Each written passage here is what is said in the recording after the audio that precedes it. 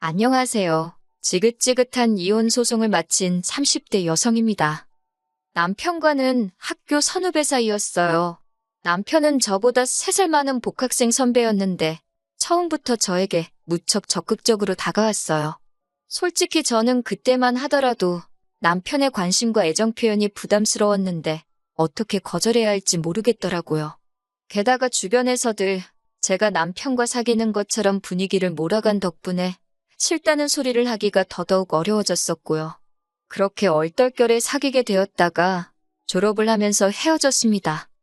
헤어졌던 남편과 다시 만나게 된 건 30이 넘어서였어요. 아는 선배의 모임에 갔는데 그 자리에 남편도 나왔더라고요. 어색하고 불편해서 먼저 자리를 뜨려 했는데 남편이 먼저 그동안 어떻게 지냈냐며 말을 걸어왔습니다. 그리고 한 번만 더 다시 만나자고 예골복걸 매달리더라고요. 그 무렵 제가 개인적으로 힘든 일이 있기도 했고 그래서인지 결국 남편에게 다시 마음을 열고 많이 의지를 했던 것 같아요. 그렇게 남편과 인연을 다시 만나고 양가의 허락 아래 결혼까지 하게 되었습니다. 하지만 막상 부부의 연을 맺고 나니 남편에게서 생각지도 못한 모습들을 보게 되었어요. 일남 3녀 중 막내로 태어난 남편은 자기 뜻대로 되지 않으면 자기 분에 못 이겨 할 말 못할 말 구분을 못하더라고요. 솔직히 어느 부부가 부부싸움 한 번 안 하며 살겠어요? 그리고 그 이유가 꼭 술이나 여자 문제처럼 크지 않을 때도 있잖아요. 그런데 남편은 아주 사소한 문제로 저랑 부딪히더라도 걸핏하면 이혼 소리를 입에 달고 살았습니다. 노력하자, 잘해보자가 아니라 이럴 거면 이혼하자, 갈라서자, 나가라. 그런 소리를 들으면서도 당장에 이혼하지 않고 버텼던 건 하나뿐인 딸 때문이었어요. 사실 남편의 막말이 시작된 직후 저는 바로 헤어질 결심을 했었습니다. 하지만 그 무렵 몸 상태가 영 심상치 않아 혹시나 하는 마음에 임신 테스트를 해보게 되었고 결과는 두 줄이었지요. 계산을 해보니 허니문 베이비일 확률이 높았고 상황이 원망스러웠지만 어쨌든 제 뱃속에 새로운 생명이 있다고 하니 이유는 차마 할 수가 없었습니다. 그때만 하더라도 다니던 회사도 관뒀지 혼자서 어떻게 아이를 키울 수 있을지 감히 엄두가 나지 않았거든요. 그래서 그때부터는 내 딸 하나만 잘 키우자 그 생각만 하면서 살자고 결심했네요. 시간이 흘러 결혼한 지 4년차가 되던 해였습니다. 4년 동안 이미 남편의 막말에 어느 정도 익숙해져서 너머라냐 떠들어라 안 듣는다 하고 흘려듣기 일쑤였어요. 처음 작정했던 것처럼 오로지 딸 하나만 보면서 살았네요. 그런 와중 너무나 건강하시고 정정하셔서 90까지도 거뜬히 사시겠구나 싶었던 아버님이 하루아침에 쓰러지시더니 일주일을 버티지 못하시고 돌아가셨습니다. 문제는 장례식을 마치자 어머님께서 대뜸 당신은 제사 안 지낸다고 하시더라고요. 원래도 제사가 없던 집이라서 솔직히 저는 이상할 게 없다고 생각했어요. 그런데 순식간에 집안은 발칵 뒤집어졌습니다. 결혼할 때도 들은 바가 없어 전혀 몰랐는데 알고 보니 돌아가신 아버님과 어머님은 재혼한 사이셨더라고요. 재혼해서 같이 산 세월은 10년 남짓이었고 아무튼 제사를 지내지 않겠다는 어머님의 말에 신우들이 개거품을 물더라고요. 불쌍한 자기들 아버지 제사밥도 못 얻어먹는 거냐며 얼마 전까지 어머님이라 부르던 사람한테 박 여사님, 아줌마, 별의별 호칭으로 갈아내려 부르더라고요. 며느리였지만 그래도 제 3자로서 봤을 땐 솔직히 신우들이 이상해 보였어요. 그렇게 돌아가신 아버님이 불쌍하면 지들 중 한 명이 총대 메고 제사 올리면 되는 거 아닌가 싶어서요. 살아생전 점잖으신 아버님이 어디선가 이 꼴을 보시면 뭔 소리를 하시겠나. 돌아가신 분도 편치 않겠다. 그런 생각도 들었고 아무튼 머리채만 안 잡았지 개싸움도 저런 개싸움이 없다 싶었지요. 그런데 대뜸 다음 날인가 그 다음 날인가 남편이 의기양양하게 집에 들어오더니 이제부터 제사는 지가 지낸답니다. 어이가 없었지요. 지가 무슨 수로 제사를 지내겠어요? 어떻게 하는지 두고 보자 싶어서 제사 전날까지도 모른 채 했습니다. 그런데 남편이 저희 친정어머니께 전화를 했던 모양이에요. 친정어머니께서 저더러 그래도 며느리 도리한다 생각하고 제사는 올리랍니다. 덕을 쌓는다 생각하라나요. 생각지도 못한 전화를 친정어머니께 받고 나니 너무 속상하더라고요. 남편이란 인간이 장인장모 어려운 게 없나 싶기도 하고, 사실 친정부모님이 속상해 하실까봐 그동안 어떻게 사는지 미주알고주알 말하지 않았거든요. 그러니 딸내미 속도 모르고 제사를 올려드려라 마라 하신 거겠지요. 어쩔 수 없이 딱 이번만이다 생각하고 그렇게 아버님이 돌아가신 지 한 달 만에 제사를 지내게 되었습니다. 하지만 몇 시까지 오겠다며 호언장담하던 신우 셋이 다 같이 짝이라도 한 듯 제가 음식 준비를 다 하고 나서야 도착하더라고요. 피곤하고 짜증도 나고 제사 지내고 가시라 하고 저는 그냥 방에 들어와 버렸어요. 그리고 얼마나의 시간이 흘렀나 살짝 잠이 들었는데 큰 신우가 저를 깨우더라고요. 자기들 이제 집에 간다면서요. 당연히 제사상이고 뭐고 치워진 거 하나도 없었고 어지럽혀진 집안을 보고 머리가 아파왔지만 그래도 정리를 하고 가라 마라 뭐 그런 소리도 안 했습니다. 그런데 둘째 신우가 부엌에서 부시럭거리고 있어 들여다보니 제가 한 음식을 챙기고 있더라고요. 제가 지금 뭐 하시냐 하니 이거 어차피 두고 가봤자 저랑 남편 둘이서 다 먹지도 못하지 않냐며 음식 남기면 벌 받는다고 자기가 가져간답니다. 제가 됐다고 벌 받아도 제가 받는다고 음식에 손 떼지 말라 했어요. 가뜩이나 그 음식 혼자 다 하느라 죽는 줄 알았는데 내가 미쳤다고 그걸 퍼주기까지 하나 싶었으니까요. 둘째 신우가 저더러 치사하답니다. 저는 신우더러 일도 안 하고 남의 것 가져가려는 그 심보도 참 고약하네요. 그러고 사부쳤어요. 그러자 큰 신우랑 막내 신우까지 나서서는 어디 윗사람한테 그러고 덤비냐입니다. 그걸 아는 분들이 어머님께 그리 덤볐냐니까 저더러 집안일에 끼어들지 말래요. 그래서 저도 그럴 생각이라고 확실히 선 그어줘서 고맙다 했네요. 그러자 남편이 아주 생난리를 쳐댔어요. 어디 신우들 어려운 줄 모르고 하고 싶은 말 다 하고 사냐고요. 내가 지금 누구 제사 지내다 이 욕을 보고 있는데 그런 생각을 하니까 예전과 달리 분노라고 해야 하나요? 삭혀지지가 않는 거예요. 그런데 남편이 먼저 저더러 이혼하자입니다. 시댁 식구들 알기를 우습게 하는 여자는 자기 마누라 할 자격이 없다나요? 자기는 누이들하고 살 테니 저더러 혼자 잘 먹고 잘 살라고요. 그때 신우들 표정은 가관이었어요. 갑자기 다 큰 남동생이 당장이라도 자기들한테 들러붙을 것 같았는지 아주 아연실색을 하더라고요.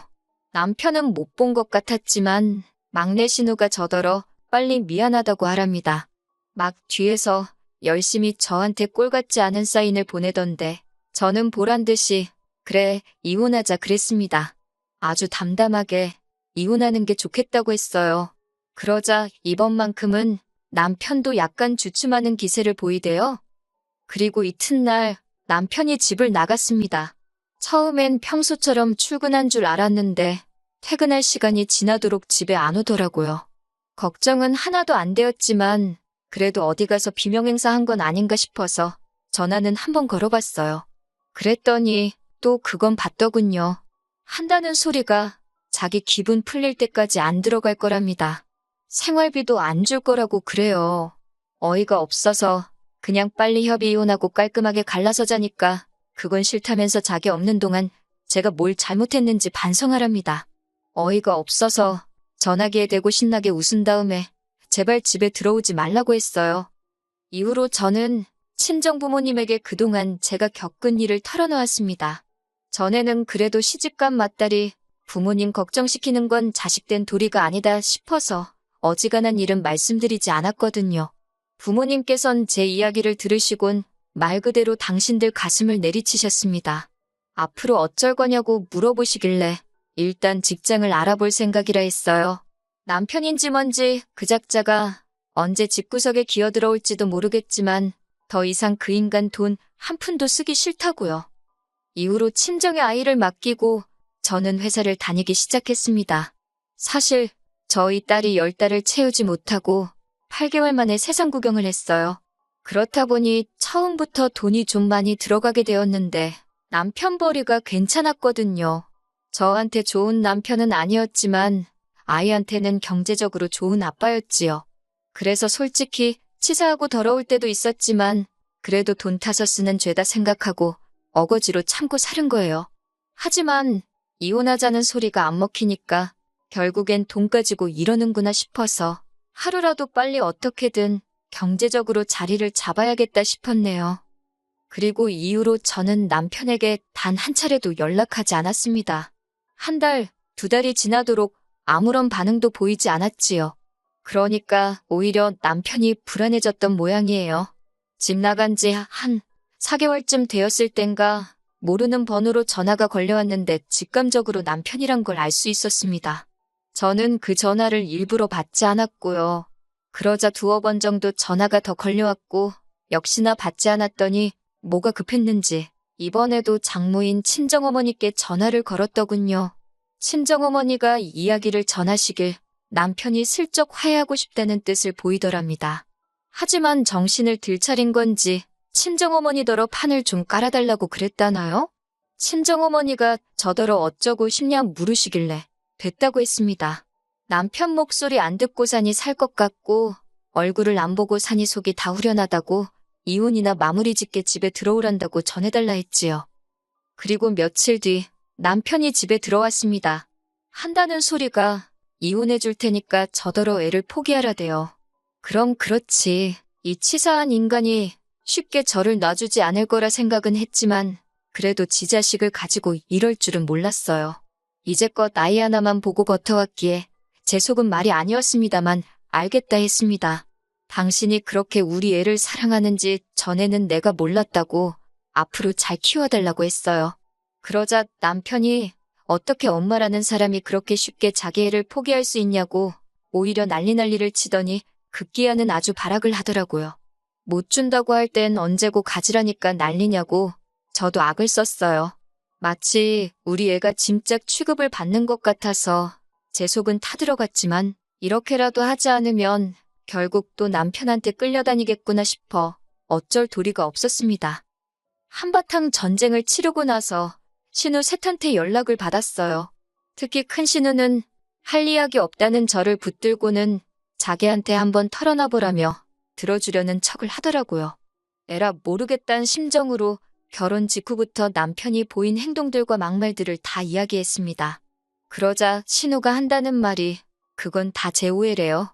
아무래도 남편이 막내다 보니 조금 떼쓰는 경향이 있는데 저한테는 오빠다 보니 어떻게 떼를 써야 할지 몰라서 그렇게 말이 먼저 나간 걸 거라는 말도 안 되는 변명을 늘어놓더라고요.